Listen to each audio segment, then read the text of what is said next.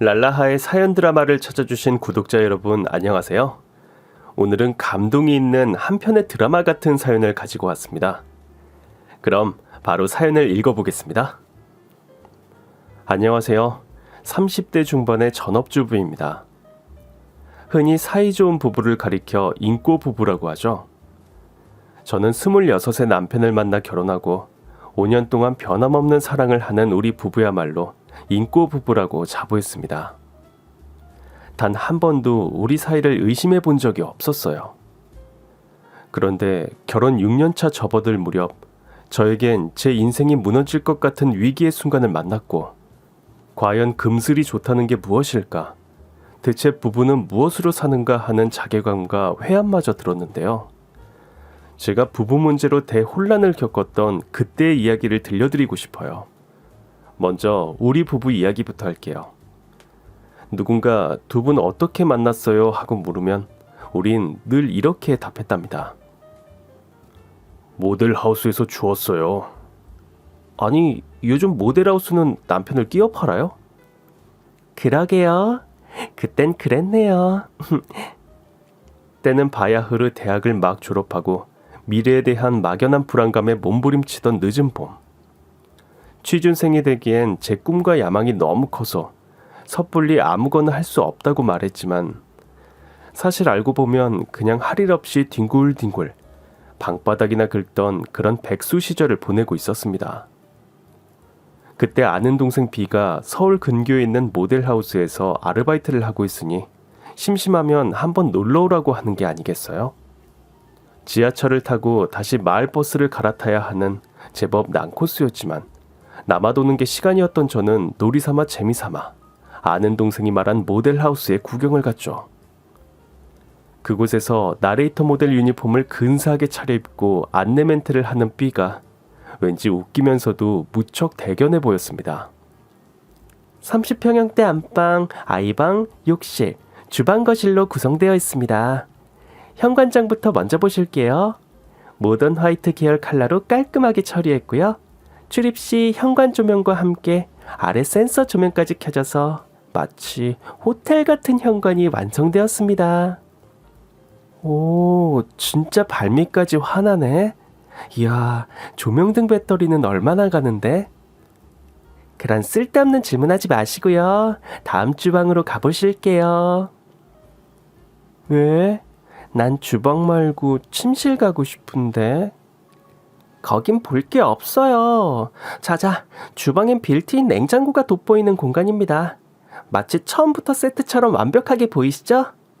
여기 옆으로 키 큰 장을 같이 시공해서 수납을 늘렸습니다. 한번 보시죠. 이야, 너 진짜 나레이터 모델 같아. 전문가 포스 장렬인데? 언니, 나 진심 잘하지? 완전 대박이지? 완전 감동이다. 너 드디어 적성을 찾았구나. 그런데 문제는 손님이 너무 없어. 내가 이렇게 완벽하게 준비했는데 아깝이. 여긴 멀긴 좀 멀더라. 산 넘고 물 건너 바다 건너 쉬어. 우리 집에서 1시간 반 넘게 걸렸어. 그런가? 아무튼 언니랑 이야기하다 보니까 배고파. 나 아침도 못 먹었어. 그럴 줄 알고 이 언니가 준비했지. 저는 일하는 동생을 주려고 싸간 김밥과 유부초밥, 그리고 과일을 꺼냈습니다. 식탁 위에 도시락을 올려놓은 우리는 손님들이 들어오지는 않을까 연신 눈치를 보면서 몰래 김밥을 먹었습니다. 그때였어요. 우리가 있는 30평형대 모델하우스로 들어온 정장 차림의 남자 2명이 있었으니 그들을 보자마자 우린 화들짝 놀라 일어났어요. 다행히 두 사람은 구경하러 온 방문객이었습니다. 두 남자는 이것저것 질문을 하며 여기저기를 꼼꼼하게 살펴보았습니다. 아는 동생 B는 짐짓 아무렇지도 않은 척 안내를 했고, 혼자 뻘쭘해진 저는 자리에 앉아서 얌전히 사과를 깎고 있었습니다. B의 안내가 끝났는데 키가 크고 살집이 제법 있어서 어딘가 곰돌이푸같이 생긴 남자가 웃으며 장난을 걸어왔습니다. 궁금한 게 있는데 이 집 사면 혹시 이분도 주시나요? 네? 무슨 말씀이신지요? 지금 사각 갖고 계신 이분이요. 에이, 그런 농담 재미 1도 없는 거 아시죠? 비가 매몰차게 말한 게 미안해서 제가 사과를 하나 내밀었습니다. 사과 하나 드실래요?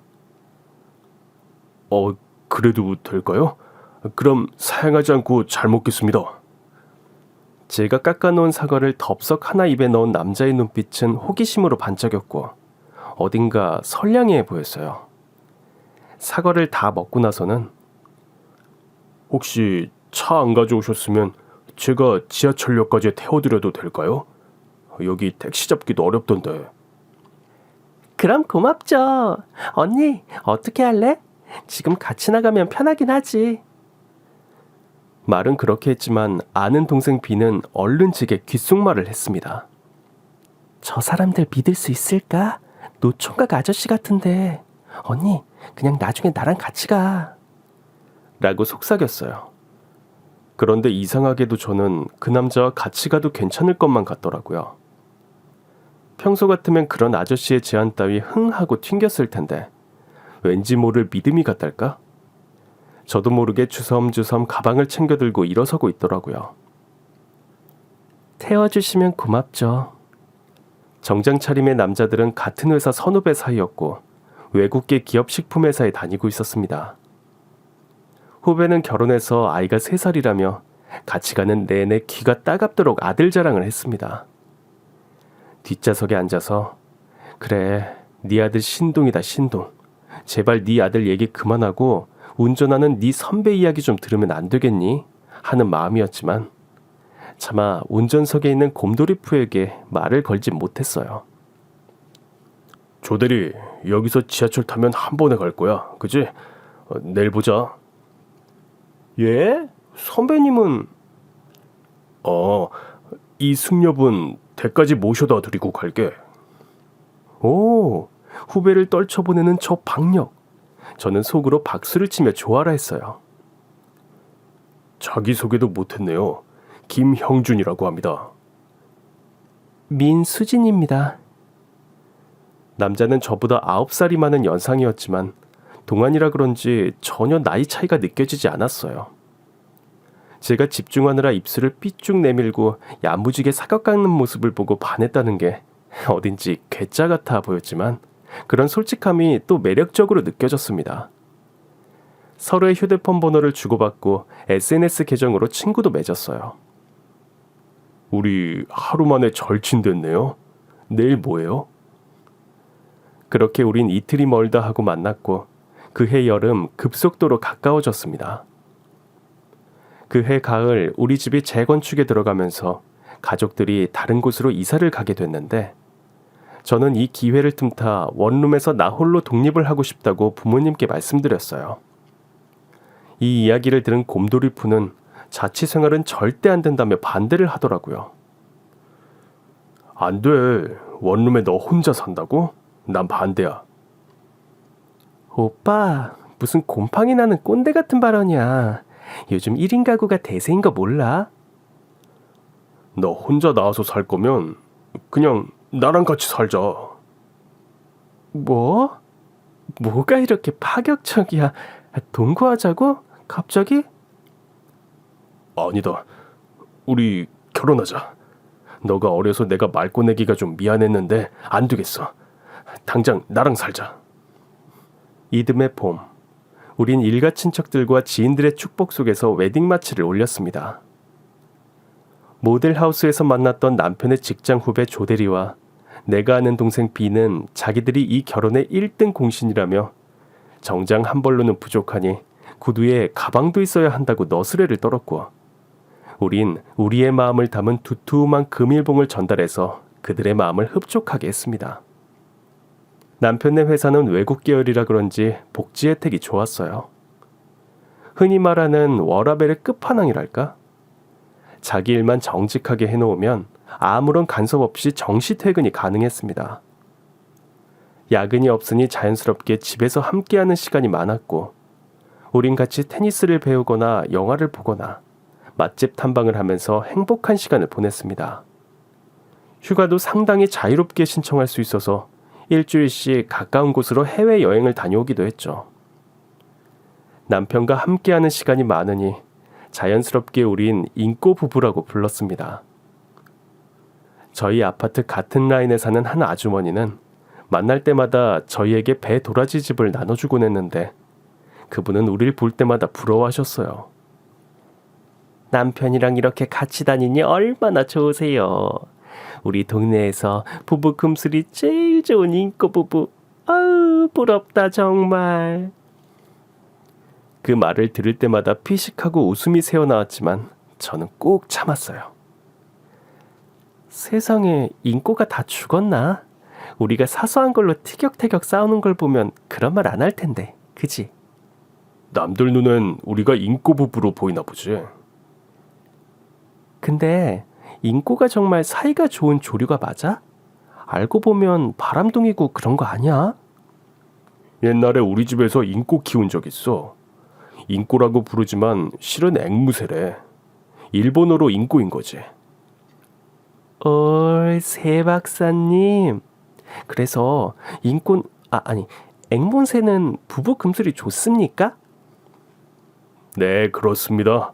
아주 금슬이 좋습니다. 남편이 어렸을 때 인꼬, 그러니까 앵무새 2마리를 키웠는데 어느 날 모이를 주려고 새장문을 연 순간 수컷 앵무가 그 틈을 타 도망을 갔대요. 그래서 남편은 암컷 앵무도 수컷을 따라 날아갈 수 있도록 일부러 문을 열어놓았지만 암컷은 새장 밖으로 나가지 않고 그 자리를 지켰다고 해요. 그리고 어느 날 거짓말처럼 수컷 앵무가 다시 돌아왔다고 합니다. 새장으로 돌아온 수컷과 그를 기다린 암컷은 더 사이가 좋아졌는지 얼마 뒤에 새끼까지 낳아 행복하게 살았대요. 그 이야기를 듣고 전 남편에게 질문을 했습니다.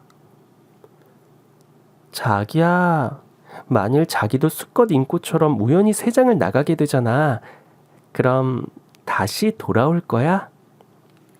남편은 잠시 생각에 잠긴 뒤 입을 열었습니다.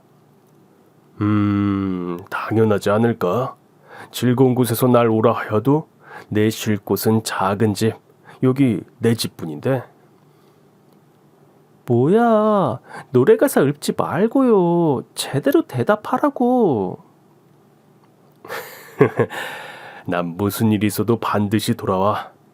당신 옆이 내가 있어야 할 자리야. 알겠니, 바보야. 아무튼 넓고 따스한 남편의 품 안에서 부족함을 모르고 지냈습니다. 하지만 마냥 속편했던 건 아니에요. 이런 남편의 사랑과는 반대로 시어머니의 사랑을 받지 못했거든요. 시어머니는 어딘가 좀 차갑고 냉정한 사람이었습니다. 남편은 위로 누나가 둘 있는 막내였어요. 어려서부터 시어머니의 사랑을 듬뿍 받아서 사랑도 애교도 많은 편이었죠. 그런 남편을 제가 뺏어갔다고 생각하시는 건지 시어머니는 우리의 결혼을 반대하진 않으셨지만 그렇다고 절 반겨주시지도 않으셨어요. 결혼하고 지금까지 내내 마음을 열어주지 않는 시어머니가 제겐 풀리지 않는 숙제 같았습니다. 아니, 생각해보면 처음 인사를 드렸을 때부터 냉랭하셨던 것 같아요. 미대를 나왔다면서 왜 아무 일도 안 하니? 레슨이라도 하면 좋지 않니? 엄마, 얘는 남을 가르치는 게 부담스러워서 그래. 재능이 아깝잖아. 젊은 애가 전업주부만 하기엔. 어머니, 제가 맞벌이가 아니어서 싫으세요? 제가 오빠 고생시키는 것 같으세요? 아니다, 그런 거. 됐다, 그만하자. 네가 정 싫다는데 그럼 할 수 없지. 자기 아들 혼자 직장 생활하며 밥벌이 하는 게 싫으셨던 걸까요? 아니면 며느리가 전업주부인 게 못마땅하셨던 걸까요? 아무튼 일하지 않는 저를 탐탁찮아 하시는 건 확실했습니다. 한여름 무더위가 기승을 부리던 날 아버님 제사를 모시러 시댁에 갔을 때도 어머니는 혹독했습니다. 어머니, 고구마전은 제가 자신 있어요. 제가 구울게요. 아니, 됐다. 넌 그냥 있으렴. 시어머니는 매번 저에게 일을 맡기지 않으셨고 자신과 신우들이 직접 제수 음식을 장만하셨어요. 그나마 설거지도 겨우 할 수 있었습니다. 그래서 전 이번 제사만큼은 이 집 며느리로서 입지를 다져야겠다 싶어서 시댁에 도착하자마자 서둘러 앞치마를 둘렀습니다. 어머니, 이제 저도 이 댁 며느리니까 제가 한번 음식을 해볼게요. 한번 맡겨주세요. 네? 제 목소리가 너무 결연해 보였을까요? 어머니는 전 그렇다면 그렇게 하렴 하고 흔쾌히 허락해 주셨어요. 그리고는 정말이지 손 하나 거들지 않으셨어요. 그날따라 신우들조차 시어머니를 따라 일손을 놓고 거실에서 텔레비전을 보더라고요. 저는 에어컨 바람도 들어오지 않는 부엌 가스레인지 불 앞에서 주룩주룩 흘러내리는 땀으로 샤워를 하며 땀 닦을 새도 없이 전을 붙이고 또 붙였습니다. 이런 게 시집살이인가? 이런 게 바로 말로만 듣던 그 씨월드인가? 현타가 왔어요. 내 입이 방정이다. 왜 내가 혼자 한다고 해가지고 이 고생을 사서 하는 걸까 하면서 바삭하게 튀겨진 새우튀김을 부지런히 건져내고 있을 때였어요. 혼자 불 앞에서 낑낑대는 저를 시어머니가 쓱 보시더니 드라마를 보며 누워있는 시누이들에게 말했습니다. 저기 네 올케한테 선풍기 좀 갖다 주렴. 와, 에어컨도 아니고 선풍기라뇨. 큰 시누이가 제 등을 향해 선풍기 바람을 강으로 보내주면서 물었어요. 어때? 좀 시원해? 네, 언니. 눈물 나도록 시원하네요. 그 다음날 저는 그대로 침대에 쓰러져 꼼짝도 못하고 누워 있었습니다. 다시는 제가 제수 음식을 하겠다고 말을 꺼내지 않았고 시어머니도 당연하다는 듯 늘 해오던 대로 자신이 직접 음식을 장만하셨습니다. 아무리 해도 마음을 열지 않는 시어머니와의 관계로 괴로워하는 제게 아는 동생 B는 며느리 애교 필살기를 보여주라고 했어요. 언니, 사람에게는 퍼스널 스페이스가 있어. 친밀도에 따라서 그 거리도 줄어든다고. 그러니까 시어머니와 심적 거리를 좁히려면 어떻게 해야겠어? 퍼스널 스페이스를 무너뜨려? 그렇지. 언니의 애교로 기선을 제압하고 스킨십으로 퍼스널 스페이스를 확 넘어가 버려. 오, 뭔가 설득력 있는데? 그치? 나 정말 똑똑하지? 아휴, 이런 인재가 2년째 취준생이라니 이래서 될 일이야? 그래서 대한민국의 미래가 어두운 거라고. 나. 아는 동생 B의 조언을 듣고 이제나 저제나 시어머니를 찾아갈 타이밍만 재고 있었는데요. 얼마 지나지 않아 어머니 생신이라 모처럼의 기회가 찾아왔어요. 가족 외식을 하려고 태국 음식점으로 갔을 때였어요. 차를 주차하고 식당으로 이동하면서 저는 몹시 의식을 했지만 겉으로는 아무렇지 않은 듯 자연스럽게 시어머니의 팔짱을 꼈습니다. 어머니 같이 가요. 하지만 시어머니는 몹시도 무표정한 얼굴로 자신에게 팔짱을 낀 제 손을 슬그머니 빼셨어요. 그때의 찹찹함이란 제 마음까지 다 얼 것 같았어요. 그날 제가 그렇게 좋아하는 똠양꿍이 코로 들어가는지 입으로 들어가는지 정신이 혼미했습니다. 더 이상 다가오지 말라는 무언의 경고 같아서 집으로 돌아와 서럽게 울었습니다. 어머니는 왜 그러실까? 내가 뭐 잘못했나? 왜 매번 차갑게 그러셔? 아니야, 그냥 너 힘들게 안 하려고 그러시는 거지. 자기 때문에 그러는 거 아니야. 어머니는 일제시대 태어났으면 분명 독립운동가가 되셨을 거야. 고문을 해도 입도 뻥끗 안 하고 찔러도 피 한 방울 안 흘리면서 꿋꿋하게 견디는 냉혈한. 아이고, 우리 마누라 많이 속상했어요.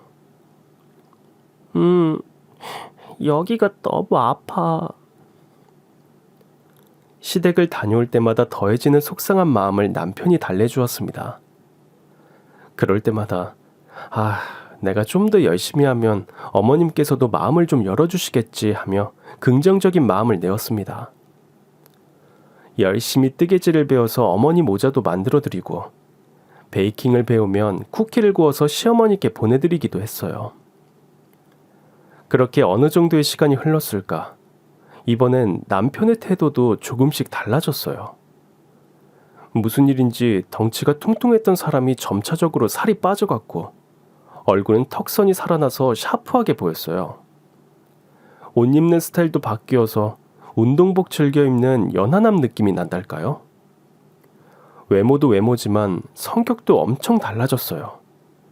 사소한 일에도 예민해져서는 제게 화를 내는 일이 잦아졌습니다. 이를테면 냄새에 예민해져서 제가 김치통을 제대로 닫아놓지 않아서 냉장고에 김치 냄새가 난다고 타박하기도 했고요. 여보, 김치통 뚜껑 좀 제대로 닫아. 냉장고에 김치 냄새 나면 역겹단 말이야. 알았어. 미안. 깜빡했어. 한두 번이 아니잖아. 그냥 싫다다 두고 몇 번이나 김치 쏟은 적도 있잖아. 냉장고에 김치물 베이면 그거 닦는 게 얼마나 힘든지 알아? 알았어. 야무지게 닫아 놓을게. 갑자기 웬 잔소리야? 당신이 잘하면 이런 말 안 할 거 아냐? 아휴, 애도 아니고.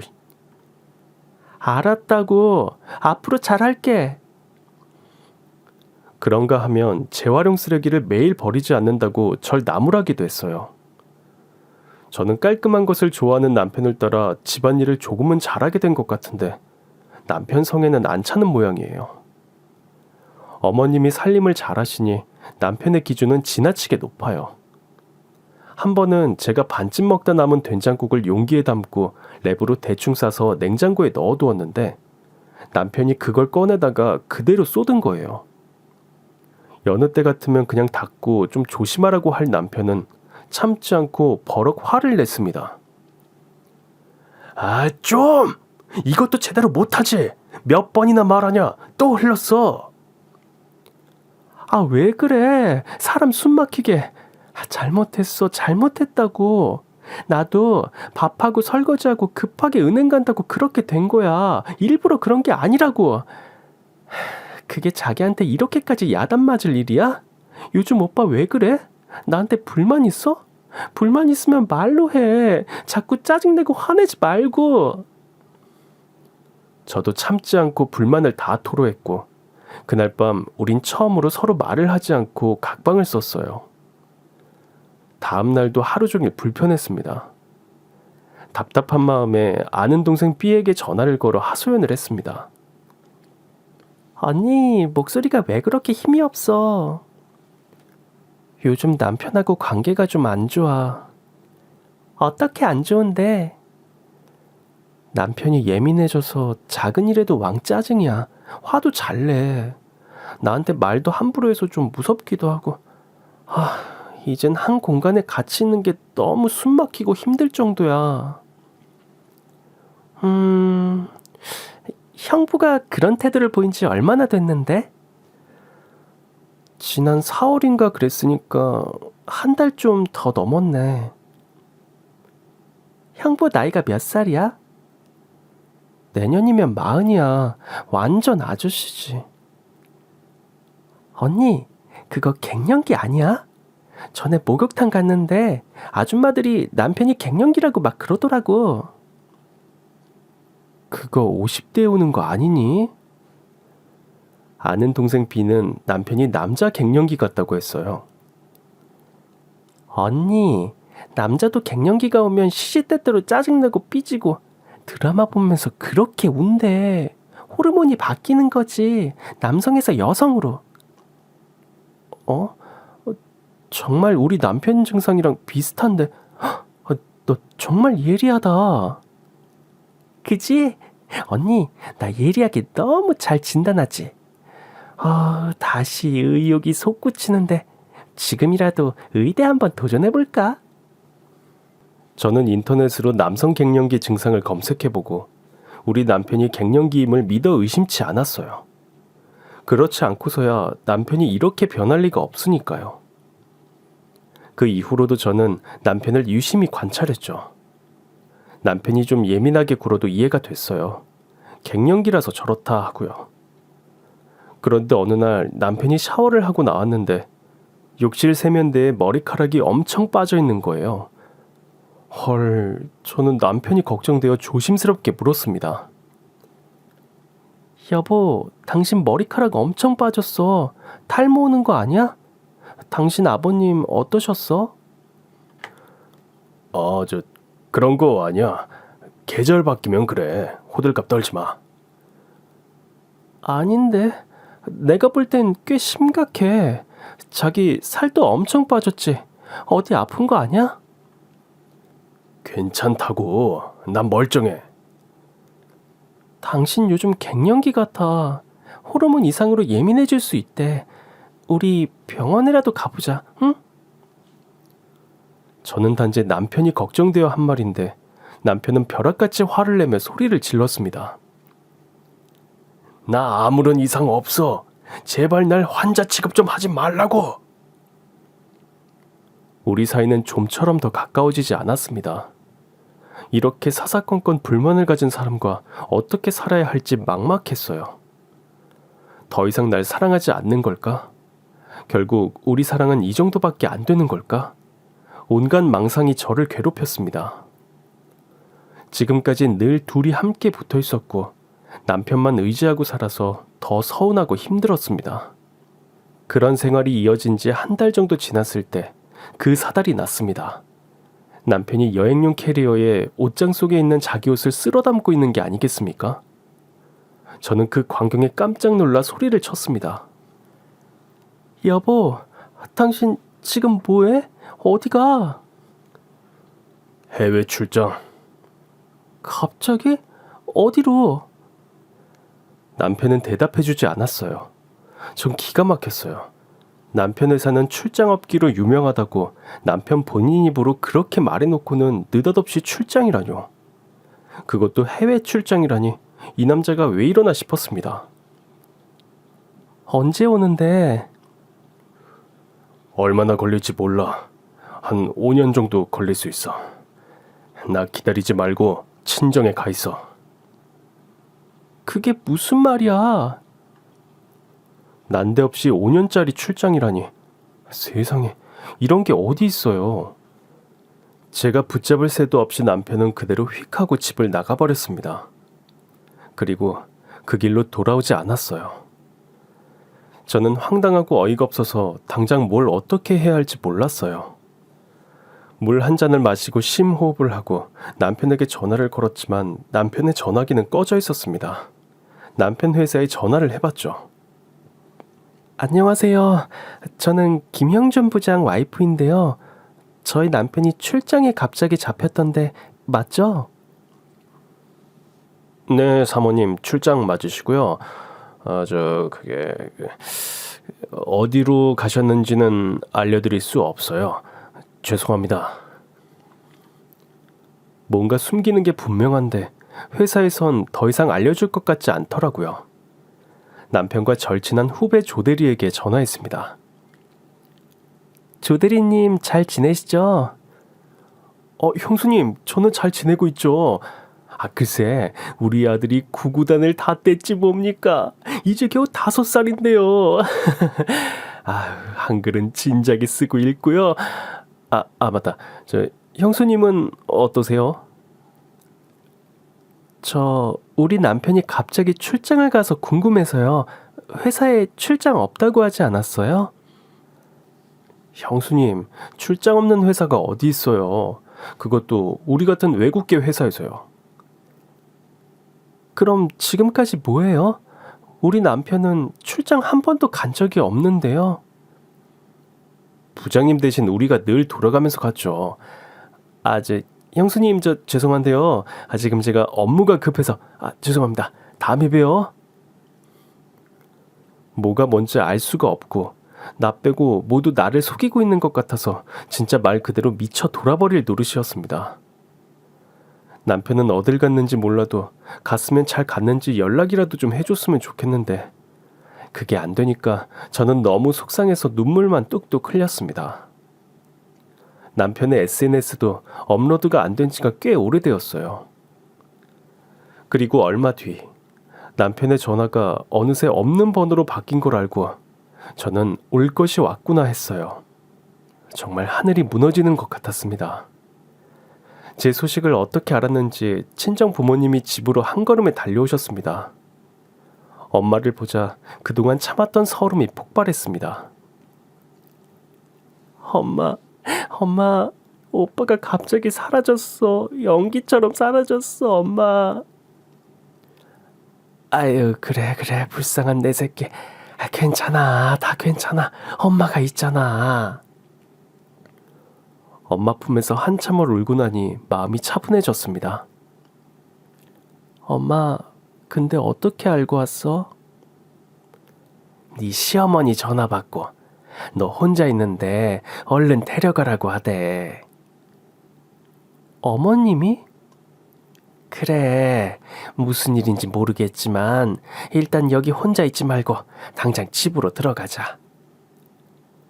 엄마, 나 안 가. 아니, 못 가. 남편도 없고 시어머니도 갈았는데 네가 여기 왜 있어? 넌 자존심도 없니? 당장 가.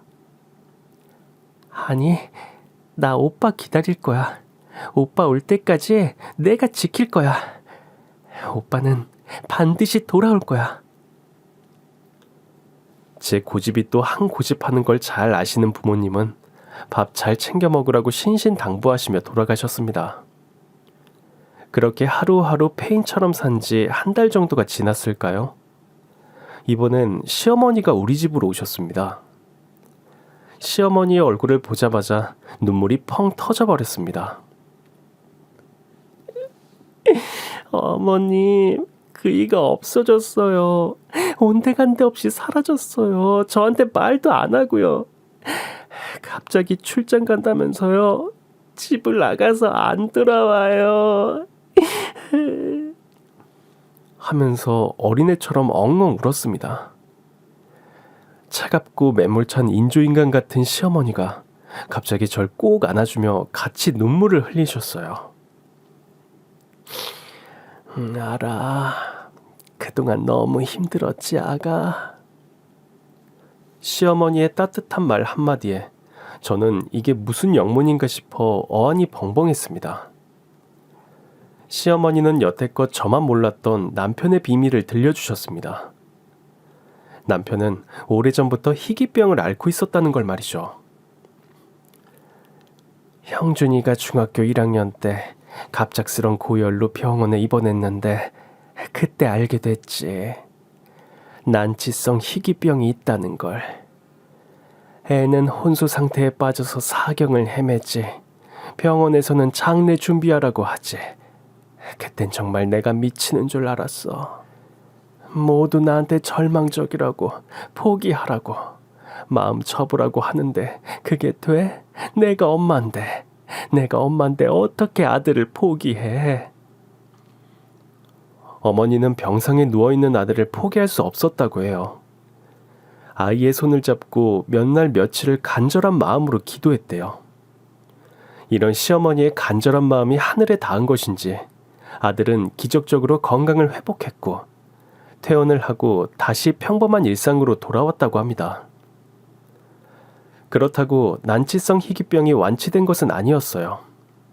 6개월에 한 번씩 건강검진을 받고 그렇게 5년이 지나 완치 판정이 내려졌지만 시어머니는 아들의 병이 언제 재발될지 몰라서 늘 조마조마하셨대요.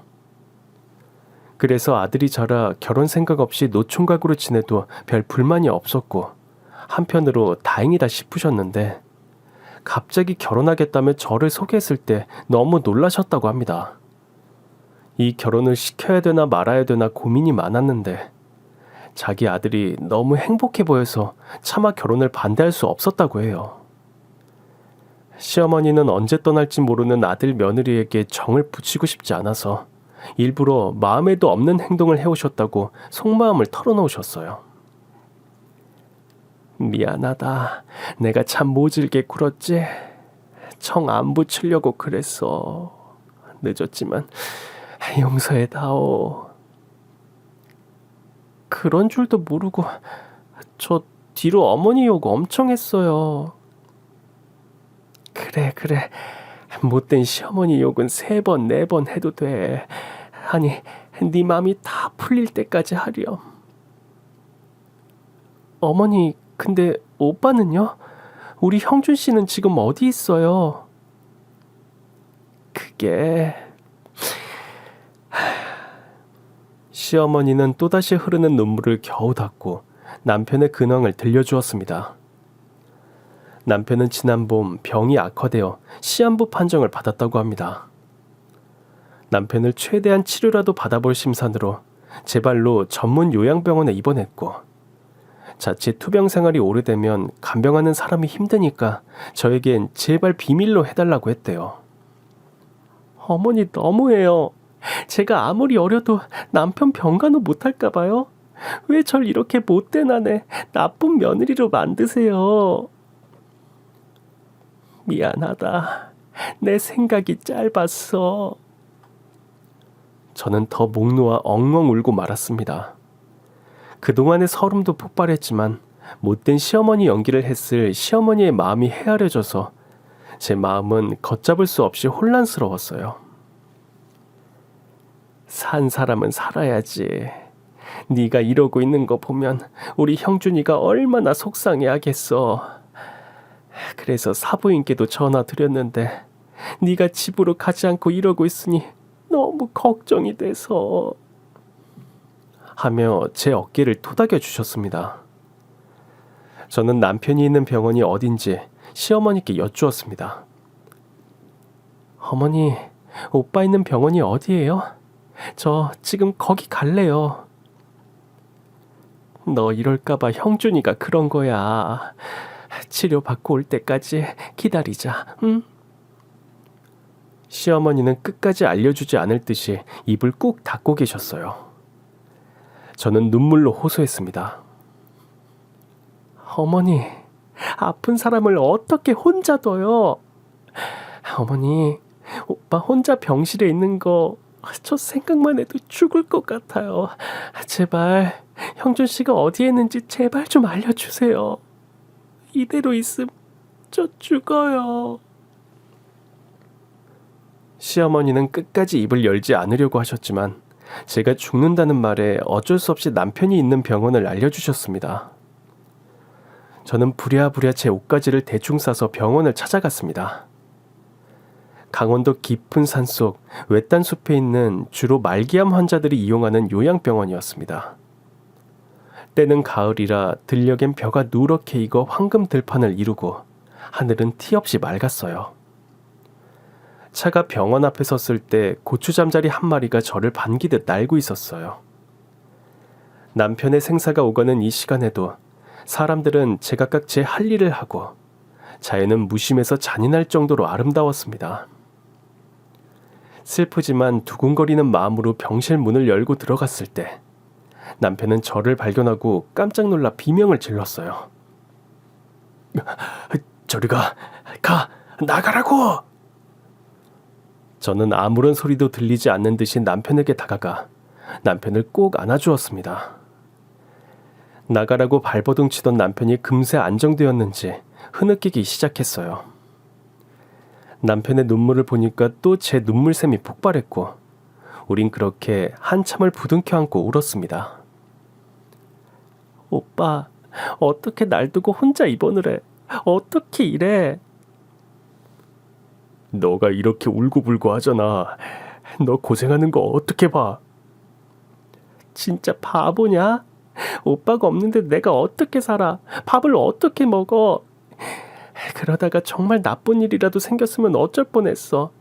우리 그대로 이별인 거야. 어쩜 그렇게 자기 생각밖에 안 해? 미안해. 금방 나을 줄 알았지. 이렇게 오래 걸릴 줄 몰랐어. 이제 자기 옆에 딱 껌같이 붙어 있을 거야. 나가라고 하면 죽을 줄 알아? 저는 남편 옆에 딱 붙어서 살뜰히 간호해 주었습니다. 간병의 마음을 확 내니까 이게 또 되더라고요. 기도하는 마음으로 새벽부터 늦은 밤까지 정신을 바짝 차려서 남편을 살뜰하게 돌봤습니다. 저도 어디서 이런 힘이 솟아나는지 신기할 정도였어요. 병원 간호사들도 간병의 달인이 나타났다며 두 엄지손가락을 들어 칭찬해 주었습니다.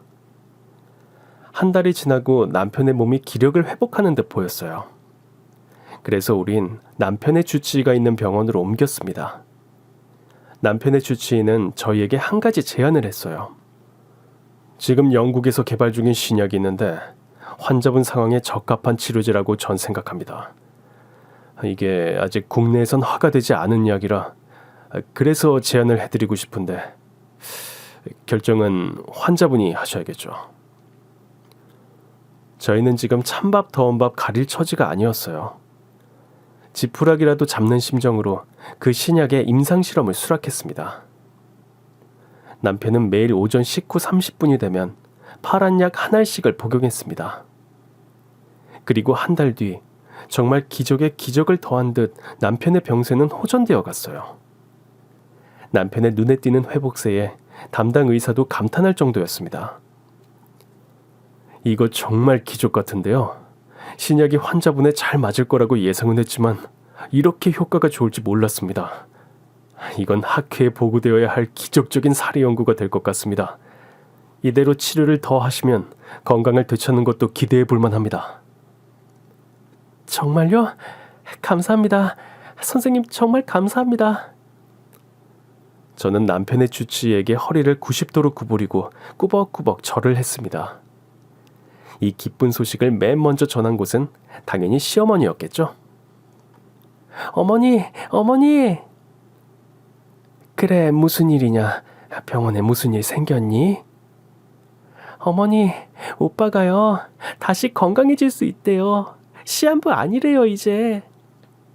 뭐? 아니, 어떻게 그런 일이? 오빠가 먹는 그 약이 오빠한테 제대로 먹혔대요. 효과가 좋아서 의사 선생님이 기적이래요, 기적. 우리 며느리가 지극정성으로 간호하니까 하늘이 감동을 받으셨네. 아휴, 장하다 우리 며느리. 아니에요. 오빠가 잘 견뎌서 그래요, 어머니. 그리고 어머니 덕분이고요. 어머니 기도해 주셔서 감사합니다. 정말 감사합니다. 남편의 건강에 차도가 보인다는 기적 같은 소식에 시어머니도 기뻐하셨어요. 물론 저희 친정에서도 기뻐하며 한시름을 놓으셨습니다. 김서방 주려고 엄마가 영지버섯이랑 동충하초 끓여놨어. 그거 가져가. 엄마, 환자는 아무거나 막 먹으면 안 돼. 우리 의사 선생님이 먹으라고 하는 것만 먹을 거거든. 아유, 참 그래 잘났다. 내일 네 아빠랑 병원에 갈게. 김서방한테 축하한다고 전해줘. 고마워요. 그렇게 5년이 지났습니다. 솔직히 지난 5년은 10년처럼 길게 느껴지기도 할 만큼 쉽지 않았어요. 석 달에 한 번, 6개월에 한 번, 그러다 1년에 한 번씩 건강검진을 받아야 했고 그때마다 남편의 병이 악화되지는 않을까 두려움에 떨어야 했죠. 그동안 우린 남편의 병에 좋다는 건강한 밥상으로 식단을 싹 바꾸었고 저도 남편을 따라 건강한 체질로 거듭났어요. 아침 일찍 뒷산으로 산행도 나가기 시작했어요. 처음엔 무리하지 않게 조금씩 거리를 넓혀가고 있습니다. 그 덕분에 5년이 지난 지금도 남편은 떠나지 않고 제 곁을 지키고 있습니다. 아파트에서 자주 마주치는 배도라지 아주머니는 아직도 저희를 보면 인꼬부부라고 부르시는데요. 예전과 달리 피식 웃지 않고 감사한 마음이 듭니다. 여보, 당신 또 갑자기 출장 잡고 그러는 거 아니지? 당근 아니지. 내 인생에 출장은 없어. 정말이야? 하늘 땅 별 땅 맹세할게. 근데 당신 내가 출장 간다고 했을 때 왜 도망 안 갔어? 친정에 가 있으라고 했잖아. 날 뭘로 보고. 당신이 그랬잖아. 세장을 나간 수컷 인꼬가 다시 돌아왔다고. 당신은 언제든 돌아올 거라고 그랬잖아. 불교에서 부부의 인연은 8,000겁의 인연이 맺어진 결과라고 하는데요. 그런 귀한 인연도 믿음이 없으면 쉽게 무너질 거라고 생각해요. 남편의 난데없는 출장에 지옥의 대혼란을 겪으면서도 남편에 대한 믿음은 변치 않았어요. 신기해요. 어떻게 한 사람에 대한 믿음이 이렇게 강할 수 있을까? 이게 사랑인 걸까요? 남편이 사랑으로 다정하게 절 품어주었듯 저도 남편에게 변함없이 따스한 보금자리가 되었으면 합니다. 그리고 늘 저에게 좋은 조언을 해준 다재다능한 아는 동생 B에게도 이 자리를 빌려 한마디 건네고 싶네요. 친애하는 B야, 너는 재능도 많고 세상에 관심도 많지? 생각처럼 일이 잘 풀리지 않아서 고민하는 널 언제나 응원해. 그런데 말이야, 이것저것 재고 개선하면 아무것도 이룰 수가 없더라. 이거다 싶은 것이 생기면 생각은 멈추고 행동으로 옮겨야지 비로소 내 것이 되더라고.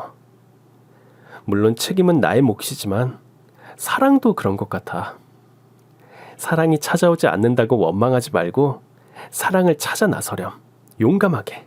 파이팅! 어떠셨나요? 오늘의 사연도 재미있고 흥미진진하셨나요? 이 사연에 공감하셨다면 그럼 구독과 좋아요를 꼭 눌러주세요. 저는 내일도 더 화끈하고 재밌는 이야기로 찾아오겠습니다. 행복한 하루 보내세요.